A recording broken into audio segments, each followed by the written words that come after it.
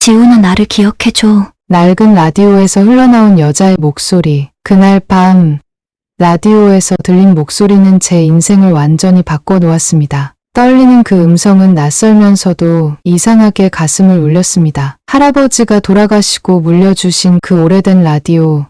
50년도 더 된 물건에서 왜 이런 소리가 나는 걸까요? 그리고 그 목소리의 주인공은 대체 누구일까요? 저는 그 순간 알지 못했습니다. 그 목소리가 제 가족의 숨겨진 비밀을 파헤치게 될 줄은. 오늘의 사연 시작하겠습니다. 좋아요와 구독은 언제나 큰 힘이 됩니다. 지난달 할아버지가 돌아가셨습니다. 평생 시골에서 조용히 사셨던 그분의 빈자리는 생각보다 훨씬 컸습니다. 서울에서 평범한 회사원으로 살던 제게 갑작스러운 부고는 현실감이 없었어요. 32년을 살아오면서 죽음이라는 것을 이렇게 가까이서 느낀 적은 처음이었거든요. 지훈 씨, 할아버지께서 평화롭게 가셨습니다. 병원에서 걸려온 전화를 받던 순간 제 안에서 뭔가가 툭 하고 끊어지는 느낌이었습니다. 늘 그곳에 계실 것만 같았던 할아버지. 마지막으로 뵌 게 2달 전이었는데 그때도 여전히 강인해 보이셨는데 말이죠. 비가 내리는 장례식장. 검은 우산들 사이로 할아버지를 떠나보내는 길은 유난히 길게 느껴졌습니다. 어머니는 굳은 표정으로 조문객들을 맞이했고 아버지는 할아버지의 영정 앞에서 한참을 서 계셨어요. 가족들의 슬픔이 빗소리에 섞여 더욱 깊어지는 것 같았습니다. 장례를 마치고 할아버지의 시골집을 정리하는 일은 제 몫이 되었습니다. 어머니는 그곳에 가기를 꺼렸거든요. 지훈아, 내가 좀 가서 정리해 줄래? 난 아버지 물건들을 볼 자신이 없어. 어머니의 목소리가 떨렸습니다. 평소 강인하던 어머니의 모습과는 달랐어요. 할아버지와 어머니 사이에 무슨 일이 있었던 걸까요?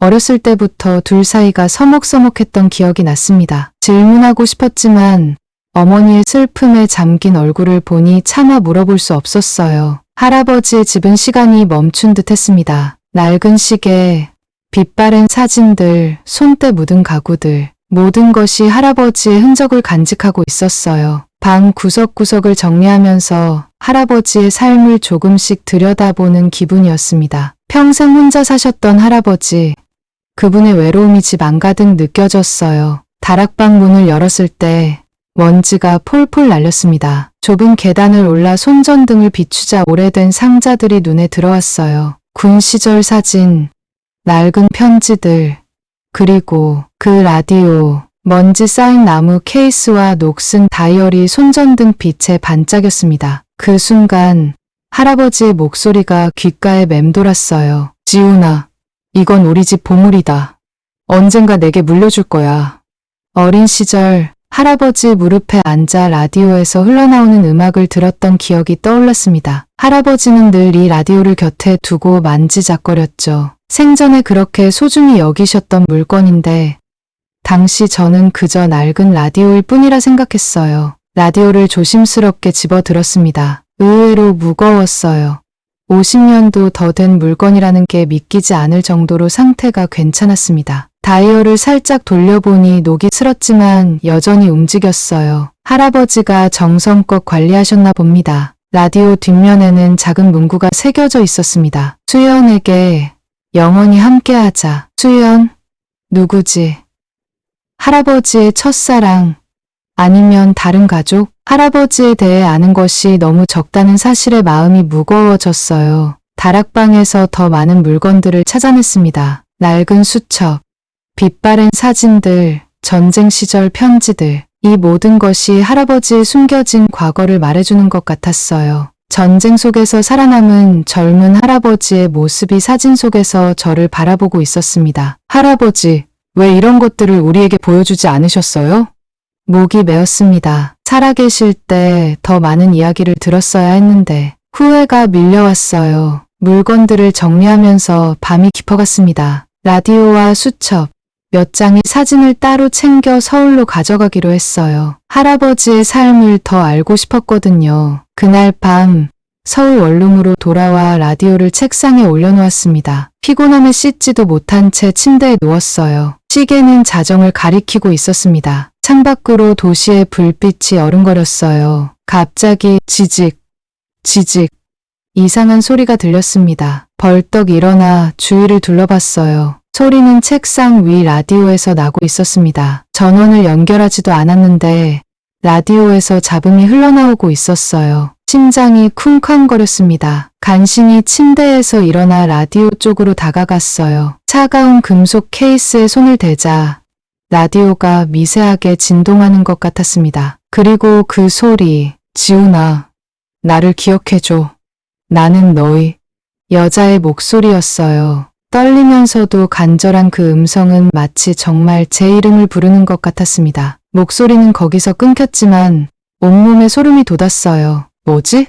손이 떨려 라디오를 떨어뜨릴 뻔했습니다. 다시 집어들어 살펴봤지만 전원 연결이 없었고 배터리 자리도 비어 있었어요. 어떻게 소리가 날 수 있는 걸까요? 그날 밤 잠을 이룰 수 없었습니다. 꿈에서도 그 목소리가 계속 들렸어요. 나를 기억해줘. 누구의 목소리일까? 왜 내 이름을 알고 있을까? 다음 날 아침 어머니에게 전화했습니다. 엄마, 할아버지 라디오에서 이상한 소리가 났어요. 어떤 여자가 제 이름을 부르면서 전화 너머로 잠시 침묵이 이어졌습니다. 그리고 어머니의 날카로운 목소리가 들렸어요. 지훈아, 그 라디오 버려. 쓸데없는 물건이야. 어머니의 목소리에는 평소와 다른 불안함이 묻어 있었습니다. 왜요? 할아버지가 소중히 여기셨던 건데. 그냥 버리라고. 그런 오래된 물건 가지고 있어봤자 먼지만 쌓이잖아. 전화가 끊겼습니다. 어머니의 반응이 의아했어요. 왜 그렇게 예민하게 구는 걸까요? 할아버지의 라디오에 우리 가족의 숨겨진 무언가가 있는 걸까요? 창밖을 바라보며 생각에 잠겼습니다. 햇살이 비치는 평범한 아침이었지만 제 마음은 이미 어둠 속으로 빠져들고 있었어요. 할아버지, 라디오, 수연이라는 이름, 그리고 그 목소리, 모든 것이 퍼즐처럼 흩어져 있었습니다. 라디오를 바라봤습니다. 녹슨 다이얼과 낡은 나무 케이스가 마치 오랜 비밀을 간직한 채 저를 기다리고 있는 것 같았어요. 어머니의 말대로 버려야 할까? 아니면 가슴 속에서 호기심이 솟아올랐습니다. 이제 이 수수께끼를 풀어야 할 것 같았어요. 할아버지의 비밀, 그리고 그 목소리의 주인공을 찾아야 했습니다. 그리고 그 여정은 제 인생을 완전히 바꿔놓을 줄은 그때 몰랐죠. 그날 밤 이후로 라디오의 존재가 제 머릿속을 떠나지 않았습니다. 어머니의 강한 거부감이 오히려 호기심을 키웠어요. 회사에서도 집중이 되지 않았습니다. 컴퓨터 화면을 바라보면서도 계속 그 목소리가 귓가에 맴돌았거든요. 지훈 씨, 프레젠테이션 준비 다 됐어요? 옆자리 동료의 말에 화들짝 놀랐습니다. 정신을 차리고 보니 빈 화면만 멍하니 바라보고 있었어요. 아, 네. 곧 끝낼게요.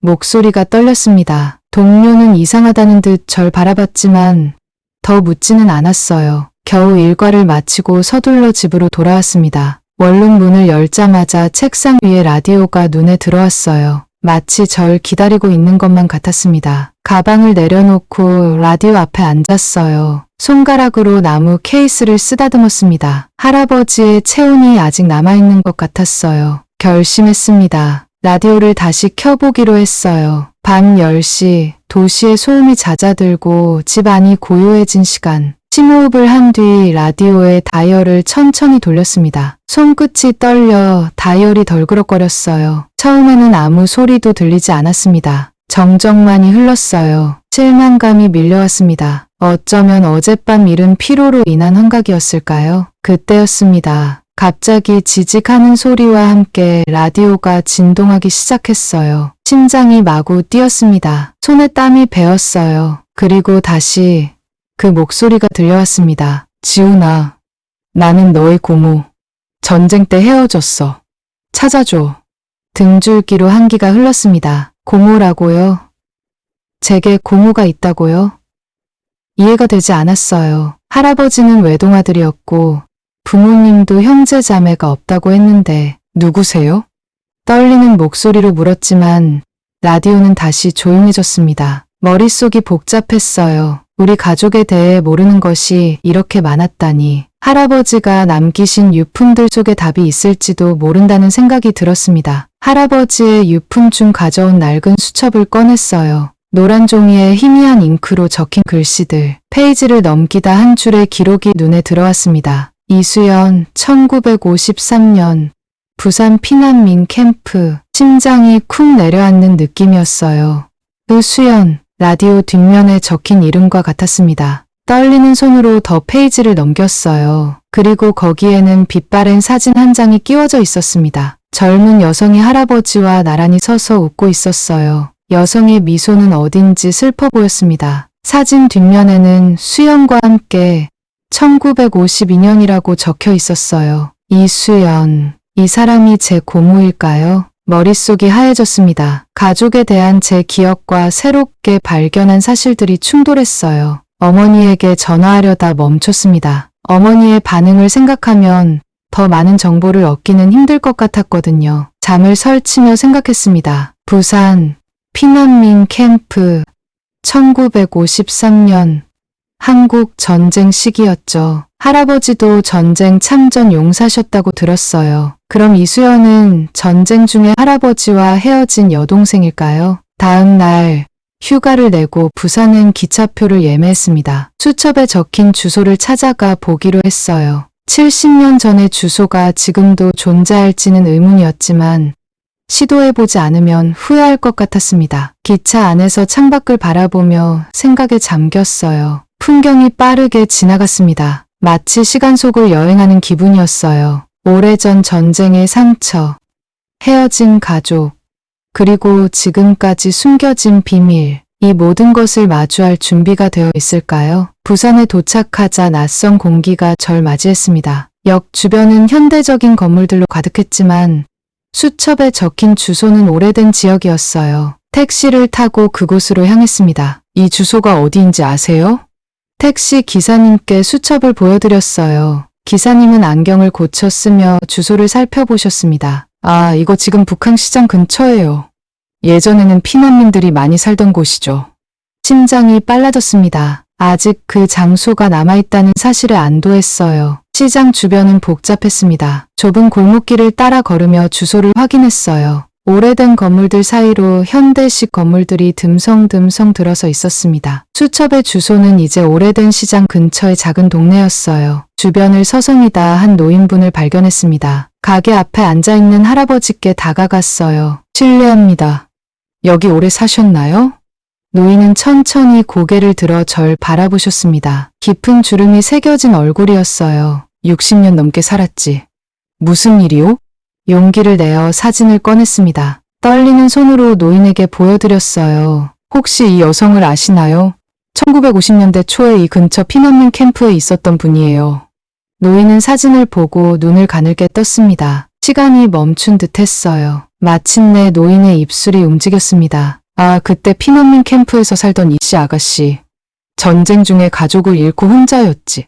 그 순간 가슴이 철렁 내려앉았습니다. 목소리가 떨려왔어요. 그럼 정말 있었던 거군요.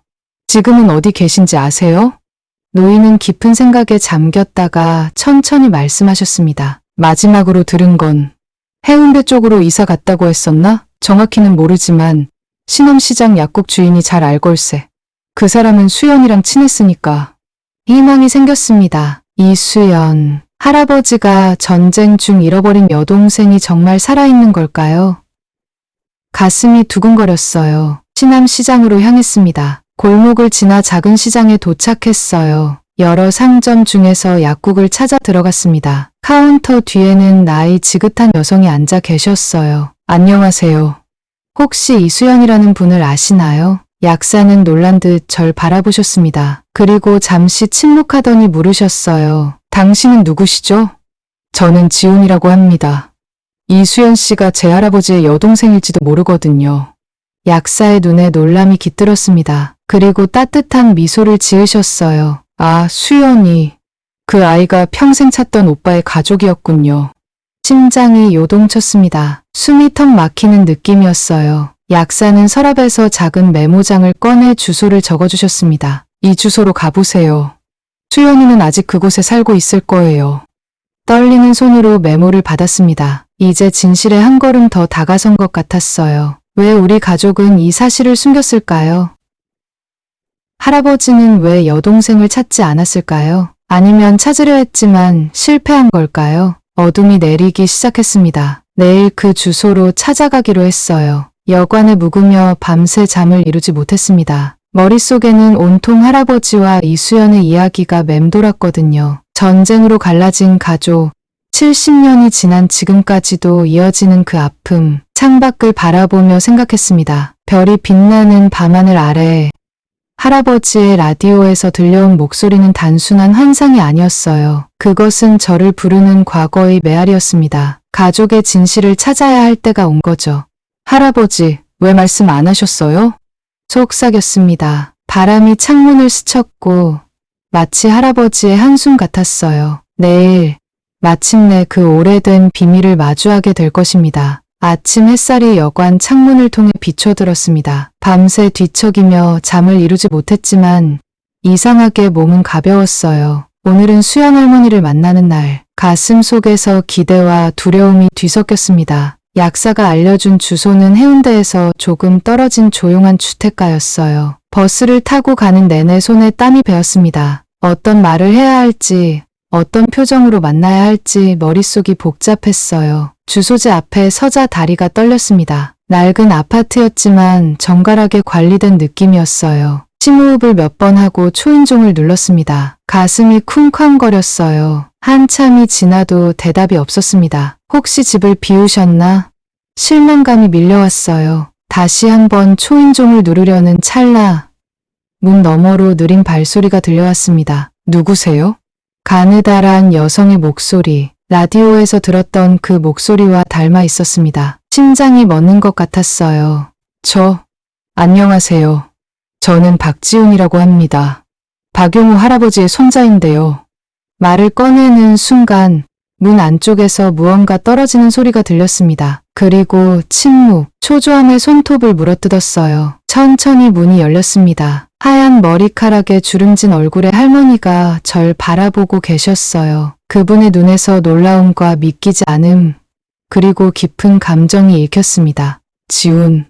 할머니의 목소리가 떨렸습니다. 그 순간 모든 것이 확실해졌어요. 이분이 바로 그 라디오 속 목소리의 주인공, 할아버지의 여동생 이수연 할머니였습니다. 내가 정말 지훈이니? 오빠의 손자.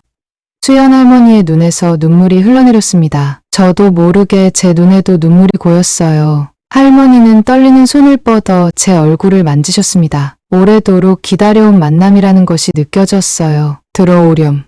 할머니의 집은 소박했지만 따뜻했습니다. 벽에는 오래된 사진들이 걸려 있었어요. 그 중에는 젊은 시절 할아버지의 모습도 있었습니다. 가슴이 아팠어요. 거실 테이블에 앉아 할머니는 떨리는 손으로 차를 내오셨습니다. 찻잔을 건네며 할머니의 손이 제 손을 스쳤어요. 굳은 살이 박힌 거친 손이었지만 그 온기가 가슴 깊숙이 전해졌습니다. 오빠가 돌아가셨다면서? 할머니의 목소리가 떨렸습니다. 아직도 오빠라고 부르는 그 말투에서 70년의 세월이 무색해졌어요. 네, 지난달에 할아버지가 남기신 라디오에서 할머니 목소리가 들려서 찾아왔어요. 수연 할머니의 눈이 커졌습니다. 그리고 쓸쓸한 미소를 지으셨어요. 그 라디오 아직도 있구나. 오빠가 나를 찾기 위해 매일 밤 라디오에 녹음했었지. 내가 어디선가 들을까봐. 목이 메어 말을 잇지 못했습니다. 할아버지가 그렇게 여동생을 찾고 있었다니 눈물이 주르륵 흘러내렸어요. 할아버지가 할머니를 그렇게 찾고 계셨다면 왜 끝내 만나지 못한 거죠? 할머니는 창밖을 바라보셨습니다. 깊은 한숨을 내쉬시더니 천천히 이야기를 시작하셨어요. 1953년 한국전쟁 중이었지. 오빠와 나는 피난민 캠프에서 살았어. 부모님은 이미 전쟁 초기에 돌아가셨고 우린 서로밖에 없었어. 할머니의 목소리가 떨렸습니다. 과거의 고통이 생생하게 느껴졌어요. 그날 폭격이 있었어. 너무 혼란스러웠지. 사람들이 사방으로 뛰어다녔고 오빠의 손을 놓쳐버렸어. 정신을 차렸을 때는 다른 피난민들과 함께 트럭에 실려 있었지. 할머니의 눈에서 눈물이 흘러내렸습니다. 주름진 손으로 눈물을 닦으셨어요. 나는 오빠가 그 폭격에서 죽었다고 생각했어. 나중에 다른 생존자들에게 들었거든. 그렇게 믿으며 살았지. 가슴이 무너져 내렸습니다. 한 사람의 오해가 평생의 슬픔으로 이어진 거였어요. 그럼 할아버지는요? 할아버지도 할머니를 찾으셨잖아요. 할머니는 쓸쓸하게 미소 지으셨습니다. 주름진 얼굴에 깊은 슬픔이 서려 있었어요. 오빠는 계속 찾았던 모양이지. 하지만 나는 이미 다른 곳으로 이동했고 성씨도 바꿨으니 찾을 수 없었을 거야. 내가 다시 이씨 성을 쓰기 시작한 건 몇 년 전이었어. 창가로 햇살이 비쳐들었습니다. 70년 동안 엇갈려온 두 남매의 인생이 이 순간 다시 연결된 것 같았어요. 슬픔과 기쁨이 뒤섞인 묘한 감정이 밀려왔습니다. 오빠가 어떻게 지냈는지, 그 이후의 삶은 어땠는지 말해주겠니? 할머니의 눈에는 간절함이 가득했습니다. 할아버지의 이야기를 하나하나 전해드렸어요. 결혼해서 딸을 낳고 작은 농장을 가꾸며 살았던 일, 손자인 제가 태어났을 때 얼마나 기뻐하셨는지. 할머니는 눈을 감고 이야기를 들으셨습니다. 때론 미소 짓고 때론 눈물 흘리며 70년의 공백을 메우는 시간이었어요. 저녁이 되자 할머니는 작은 상자를 가져오셨습니다. 손때 묻은 나무 상자였어요. 이건 내가 오빠를 위해 간직해온 것들이야. 상자를 열자 낡은 사진들, 손으로 쓴 편지들, 작은 도자기 조각이 나왔습니다. 할머니는 하나하나 설명해 주셨어요. 어린 시절 함께 만들었던 장난감, 전쟁 전 찍은 가족 사진, 시간이 멈춘 추억들이었습니다. 내가 가장 소중히 여겼던 건 이거였어. 할머니는 조그만 회중시계를 꺼내셨습니다. 오래되었지만 여전히 작동하고 있었어요. 오빠가 20살 때 받은 시계야. 헤어지기 전날 내게 맡겼지. 곧 돌아올 테니 잠시만 가지고 있으라고. 그 말에 가슴이 찢어지는 아픔이 밀려왔습니다. 한 약속이 70년 동안 이뤄지지 못한 거예요. 할머니, 저와 함께 서울로 가요. 우리 가족을 만나세요. 할머니의 눈이 놀라움으로 커졌습니다. 그리고 이내 불안함이 스쳐 지나갔어요. 가족들이 날 받아줄까? 그 질문에 저도 잠시 망설였습니다. 어머니의 반응이 떠올랐어요. 하지만 이건 옳은 일이었습니다. 할머니는 우리 가족이에요. 당연히 함께해야죠. 할머니의 눈에서 눈물이 흘러내렸습니다. 따뜻한 미소를 지으시며 고개를 끄덕이셨어요. 가자, 지훈아. 오빠가 있던 곳에. 짐을 꾸리는 할머니를 도왔습니다. 70년 세월의 흔적들을 작은 가방에 담는 모습이 안타까웠어요. 할머니의 손이 떨리고 있었습니다. 괜찮으세요? 할머니는 깊게 숨을 들이마시고 고개를 끄덕이셨습니다. 눈가에 주름이 깊게 패였지만 그 눈빛은 어린아이처럼 반짝였어요. 이제야 집으로 돌아가는 것 같구나. 그 말에 가슴이 뭉클해졌습니다. 집, 할머니에게 70년 동안 없었던 그곳, 이제 함께 돌아갈 수 있다는 사실이 기적처럼 느껴졌어요. 서울행 기차를 타며 복잡한 감정이 밀려왔습니다. 기쁨, 불안, 그리고 화. 왜 우리 가족은 이런 비밀을 간직했을까요? 할아버지의 슬픔, 할머니의 외로움, 이 모든 것이 풀릴 수 있었을 텐데 창밖으로 스쳐 지나가는 풍경을 바라보며 생각했습니다. 인생은 참 이상하다고요. 한순간의 실수, 오해, 그리고 포기가 평생의 아픔으로 이어질 수 있다는 것. 하지만 지금 이 순간 새로운 시작을 만들 수 있다는 사실이 감사했어요. 할머니는 기차 창가에 머리를 기대고 잠이 드셨습니다. 주름진 얼굴에 평화로운 미소가 어렸어요. 오랜 기다림 끝에 찾아온 안식 같았습니다. 고요히 잠든 할머니를 바라보며 다짐했습니다. 이제 모든 진실을 밝히고 할머니를 우리 가족으로 맞이하겠다고. 할아버지가 이루지 못한 소원을 이루는 것. 그것이 제가 해야 할 일이었어요. 서울로 향하는 기차 안에서 과거와 현재가 만나는 순간을 느꼈습니다. 역사의 아픔, 가족의 비밀, 그리고 새로운 시작. 이 모든 것이 한 대의 오래된 라디오에서 시작되었다는 사실이 신기했어요. 할아버지, 이제 할머니를 집으로 모셔갑니다. 마음속으로 속삭였습니다. 어딘가에서 할아버지가 미소 짓고 계실 것 같았어요. 서울로 돌아오는 기차 안에서 수연 할머니는 대부분의 시간을 창밖을 바라보며 보내셨어요. 70년 만에 밟는 고향길. 할머니의 눈빛에는 설렘과 두려움이 함께 깃들어 있었습니다. 지훈아, 내 어머니. 내 조카는 어떤 사람이니? 갑작스러운 질문에 잠시 말문이 막혔어요. 어머니가 할머니를 어떻게 받아들일지 걱정이 되었거든요. 어머니는 강한 분이세요. 겉으로는 차가워 보이지만 속은 따뜻하신 분이죠. 할머니는 고개를 끄덕이셨어요. 주름진 손가락으로 창틀을 두드리며 생각에 잠기셨습니다. 서울에 도착하자 긴장감이 더 커졌어요. 택시를 타고 집으로 향하는 내내 가슴이 쿵쾅거렸습니다. 어떻게 설명해야 할지, 어머니는 어떤 반응을 보일지 머릿속이 복잡했어요. 아파트 앞에 도착했습니다. 할머니의 손을 잡아드렸어요. 차가운 손이 떨리고 있었습니다. 괜찮으세요? 잠시 쉬었다 올라갈까요? 할머니는 깊은 숨을 들이마시고 고개를 저으셨어요. 괜찮아, 지훈아. 70년을 기다렸는데 몇 분 더 기다릴 순 없구나. 용기를 내어 집 앞에 섰습니다. 초인종을 누르기 전에 마지막으로 할머니를 바라봤어요. 주름 가득한 얼굴이지만 그 눈빛만은 결연했습니다. 딩동. 초인종 소리가 긴장감을 더했어요. 문이 열리고 어머니가 나타났습니다. 제 모습에 반가워하시다가 옆에 선 할머니를 보는 순간 표정이 굳어졌어요. 어머니의 얼굴에서 핏기가 빠져나갔습니다. 지훈아, 이분은 말을 잇지 못하는 어머니. 할머니는 떨리는 목소리로 말씀하셨어요. 영희야, 나 수연이야. 내 할아버지, 내 오빠의 여동생.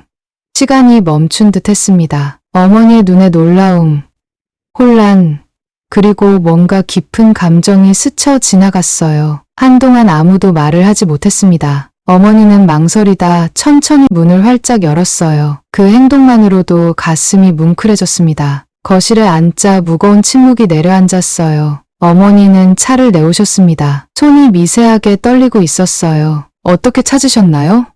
어머니의 목소리는 평소보다 낮고 조심스러웠습니다. 할머니는 눈시울을 붉히셨어요. 지훈이가 찾아왔단다. 할아버지의 라디오. 그 라디오가 우리를 이어준 거지. 어머니의 눈에 놀라움이 번졌습니다. 저를 바라보는 시선이 달라졌어요. 라디오? 아버지의 그 낡은 라디오가? 제가 고개를 끄덕였습니다. 어머니에게 모든 과정을 설명했어요. 라디오에서 들린 목소리, 수첩에서 발견한 이름, 부산 여행까지. 이야기를 들으며 어머니의 표정이 조금씩 풀어졌습니다. 아버지는 평생 여동생을 찾고 계셨군요. 어머니의 목소리가 떨렸어요. 그제서야 어머니도 몰랐던 사실이라는 것을 깨달았습니다. 어머니는 모르셨어요? 할아버지가 여동생을 찾고 계신 줄? 어머니는 고개를 저었습니다. 눈가에 주름이 깊게 패였어요. 아버지는 그런 말씀 안 하셨어. 가끔 수연이라는 이름을 중얼거리셨지만 돌아가신 가족 중 한 명인 줄만 알았지. 할머니의 눈에서 눈물이 흘러내렸습니다. 떨리는 손으로 어머니의 손을 잡으셨어요. 오빠는 나를 찾는다는 말도 안 했구나. 어머니의 얼굴에 복잡한 감정이 스쳐 지나갔습니다. 갑자기 자리에서 일어나 방으로 들어가셨어요. 마음이 조여들었습니다. 이대로 거부당하는 건 아닐까. 하지만 어머니는 고작은 상자를 들고 돌아오셨어요. 낡은 나무 상자였습니다. 아버지가 돌아가시기 전에 이걸 주셨어요. 때가 되면 열어보라고. 떨리는 손으로 상자를 열었습니다. 안에는 오래된 편지 한 장과 흑백 사진 몇 장이 들어있었어요. 어머니는 편지를 꺼내 천천히 읽기 시작했습니다. 영희에게. 내가 떠나고 나면 이 편지를 읽게 될 거야. 너에게 말하지 못한 비밀이 있다. 내겐 여동생 수연이가 있었단다. 전쟁통에 헤어졌고 평생 찾아 헤맸지만 끝내 만나지 못했다. 내 마지막 소원은 수연이를 찾는 것이었지만 이루지 못하고 떠나게 되어 미안하구나. 만약 언젠가 수연이나 그 가족을 만나게 된다면 우리 가족으로 맞아주렴. 그것이 아버지의 마지막 부탁이란다. 방 안이 고요해졌습니다. 어머니의 어깨가 떨렸어요. 그리고 갑자기 고개를 들어 할머니를 바라보셨습니다. 수연 이모. 미안해요. 어머니의 목소리가 흐느낌으로 변했어요. 평소 강인하던 어머니의 모습이 아니었습니다. 할머니는 일어나 어머니를 꼭 안아주셨어요. 괜찮아, 영희야. 이제 만났잖아. 오빠가 날 끝까지 찾았다는 걸 알았으니까. 두 분이 껴안고 우는 모습에 제 눈에도 눈물이 고였습니다. 70년의 세월이 만든 상처가 치유되는 순간 같았어요. 그날 저녁 아버지도 귀가하셨습니다. 처음엔 당황하셨지만 상황을 이해하자 할머니를 진심으로 환영해 주셨어요. 가족의 품에 돌아온 할머니의 얼굴에는 평화로운 미소가 번졌습니다. 저녁 식사를 마치고 거실에 모여 앉았어요. 할아버지의 이야기, 전쟁의 아픔, 그리고 70년간의 그리움. 밤이 깊어가도 이야기는 끝나지 않았습니다. 문득 할아버지의 라디오가 생각났어요. 방에서 가져와 테이블 위에 올려놓았습니다. 이게 우리를 다시 이어준 라디오예요. 할머니는 떨리는 손으로 라디오를 쓰다듬으셨습니다. 눈가에 주름이 깊게 패이며 미소 지으셨어요. 오빠가 이걸로 날 찾았구나. 어머니는 조심스레 라디오를 켰습니다. 처음에는 지직거리는 잡음만 들리다가 갑자기 맑은 목소리가 흘러나왔어요. 수연아, 오빠가 꼭 찾을게. 할아버지의 목소리였습니다. 방 안이 고요해졌어요. 할머니의 눈에서 눈물이 흘러내렸습니다. 하지만 그 눈물은 더 이상 슬픔의 눈물이 아니었어요. 할아버지의 목소리는 더 이상 슬프지 않았습니다. 마치 할아버지가 하늘에서 우리를 지켜보며 웃고 있는 것 같았어요. 오빠, 나 왔어.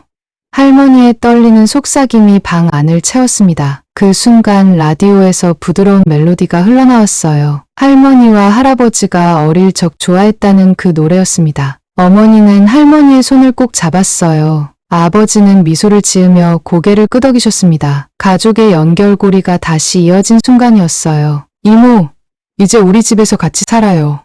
어머니의 제안에 할머니의 눈이 커졌습니다. 그리고 이내 따뜻한 미소를 지으셨어요. 정말 괜찮을까? 당연하죠. 이제 우린 가족이잖아요.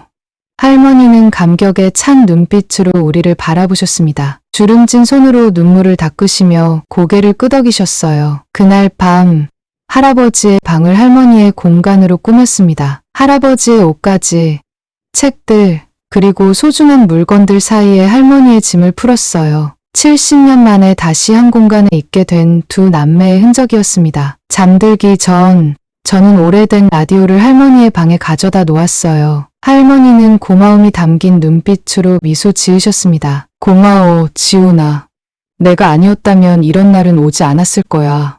가슴이 따뜻해졌습니다. 할머니의 주름진 얼굴에서 어린 소녀의 모습이 잠시 비쳤어요. 할아버지의 여동생, 전쟁통에 헤어졌던 그 어린 소녀가 마침내 집으로 돌아온 겁니다. 할머니, 이제 좋은 꿈 꾸세요. 방을 나서려는데 할머니가 불러세웠어요. 지훈아, 알고 있니? 가족은 때론 비밀을 감추지만 그 비밀 뒤에는 사랑이 숨어 있단다. 그 말에 눈시울이 뜨거워졌습니다. 할아버지의 비밀, 어머니의 침묵, 그리고 수연 할머니의 외로움. 이 모든 비밀 뒤에는 서로를 지키려는 사랑이 있었던 거예요. 복도를 지나 제 방으로 돌아오며 생각했습니다. 낡은 라디오가 전해준 목소리는 단순한 소리가 아니었어요. 그것은 잊혀진 가족의 기억이었고 영원히 지워지지 않는 연결고리였습니다. 창밖으로 별이 빛나는 밤하늘을 바라봤어요. 할아버지가 저 어딘가에서 미소 짓고 계실 것 같았습니다. 마침내 소원을 이루셨으니까요. 그 오래된 라디오는 이제 우리 거실 한켠에 자리 잡게 되었습니다. 가끔 밤이 깊어질 때면 라디오에서 희미한 목소리가 들려오곤 해요. 그것은 더 이상 두려움의 대상이 아닙니다. 그것은 우리 가족을 다시 연결해준 소중한 인연의 메아리니까요.